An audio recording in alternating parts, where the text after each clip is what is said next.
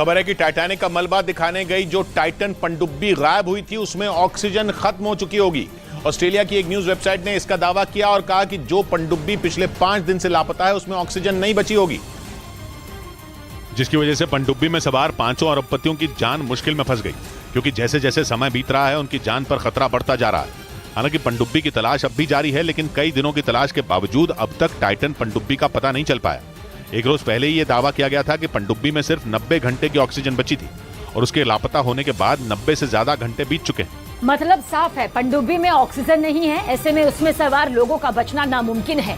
खबर यह भी आई थी कि पनडुब्बी में रखा खाने पीने का सामान भी खत्म हो चुका होगा। और पनडुब्बी में ऑक्सीजन खत्म होने की खबरों के बीच पश्चिमी मीडिया ने दावा किया कि फ्रांस ने टाइटन पनडुब्बी को ढूंढने के लिए एक खोजी रोबोट भेज दिया।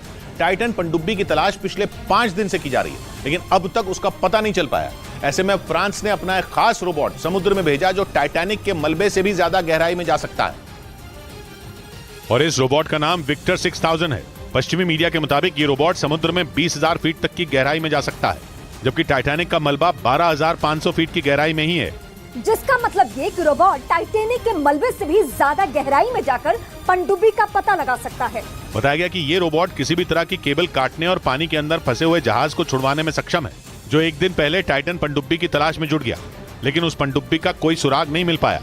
वहीं टाइटन पनडुब्बी की खोज तो जारी है, लेकिन उसका कोई पता नहीं चला और न ही उसमें बंद 5 अरबपतियों का कोई सुराग मिला। चिंता की बात यह है कि सिर्फ 22 फीट लंबी इस पनडुब्बी में सही से न बैठने की जगह है और न ही उठकर चलने की। इसी बीच पनडुब्बी में ऑक्सीजन खत्म होने की भी खबर आ गई और दावा यह किया जा रहा है कि 90 घंटे से ज्यादा का वक्त बीत जाने के बाद अब उनके पास खाना भी नहीं बचा होगा। एक रिपोर्ट के मुताबिक टाइटन पनडुब्बी सिर्फ 22 फीट लंबी और 9 फीट चौड़ी है, जो सिगार की तरह दिखती है। ये इतनी छोटी है कि इसमें लोग उठकर ठीक से चल तक नहीं सकते, इसलिए इसमें 8 घंटे तक का सफर भी मुश्किल हो जाता है। टाइटन पनडुब्बी में एक टॉयलेट भी है, लेकिन बताया गया कि उसका कभी इस्तेमाल ही नहीं किया गया और इसीलिए ये दावा किया गया कि इस छोटी सी पनडुब्बी से जाने का फैसला ही गलत था। हालांकि इस टाइटन पनडुब्बी से पहले भी टाइटैनिक के मलबे तक लोग पहुंच चुके हैं, लेकिन इस बार समंदर में उतरने के बाद से ही ये पनडुब्बी लापता है।